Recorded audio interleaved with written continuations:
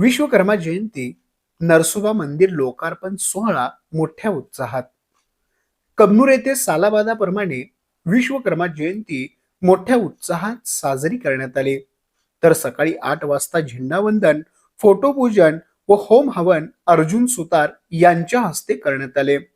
त्यानंतर आमदार फंडातून बांधण्यात आलेल्या नरसोबा मंदिर लोकार्पण सोहळा नूतन आमदार डॉक्टर राहुल आवाडे यांच्या शुभ हस्ते करण्यात आले. दुपारी माजी आमदार सुरेशरावजी हळवणकर यांच्या हस्ते महाप्रसाद वाटप करण्यात आले. तर महाप्रसाद घेण्यासाठी भागातील नागरिक मोठ्या संख्येने उपस्थित होते. तर यावेळी नूतन आमदार राहुल आवाडे, पंचंगा शुगर फॅक्टरीचे चेअरमन PM पाटील, नूतन संचालक प्रमोद पाटील, सरपंच सुलोचना कट्टी, उपसरपंच सुधीर लिगाडे तसेच ग्रामपंचायत सदस्य यांचा सत्कार यावेळी करण्यात आला.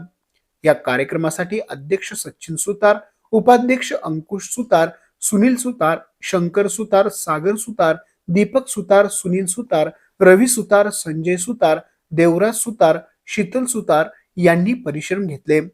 सायंकाळी भव्य दिव्य अशी पालखी मिरवणूक काढण्यात आली. आमच्या प्रतिनिधीसह पाहत रहा N51 न्यूज.